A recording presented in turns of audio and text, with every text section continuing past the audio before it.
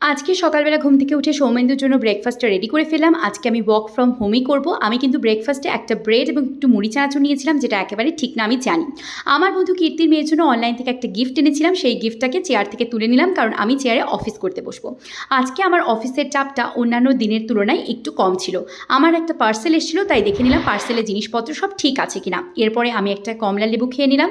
আর সৌমেন্দু ওই ঘরে দেখলাম 1997-এর খেলা দেখছে। মাঝে মাঝে ও এরকম পুরোনো দিনের খেলা দেখে, আমি জানি না কেন এটাও করে থাকে। ফ্রিজ থেকে কিন্তু কালকেই রান্না করা খাবারগুলো বার করে নিলাম। সৌমেন্দু রুই মাছের ঝোলও কিন্তু কালকে রাত্রেবেলা রান্না করে রেখেছিল। স্নান করার পর আমি একটু জামা কাপড় নাড়তে বা ফ্ল্যাটের বাইরে গেছিলাম, তারপরে এসে পুজোটা করে নিলাম এবং একটু গীতাও পড়ে নিলাম। টাইম পেলে গীতাও পড়ি। এইটা ছিল কিন্তু আজকে আমার দুপুরের লাঞ্চ করার পরে একটু দই আমরা দুজনেই কিন্তু খেয়ে নিলাম। তারপরে আমার অফিস করতে করতে রাত হয়ে গেল। এভাবেই আমার আজকের ভিডিওটা কিন্তু এখানে শেষ করছি। ভালো থেকো সবাই।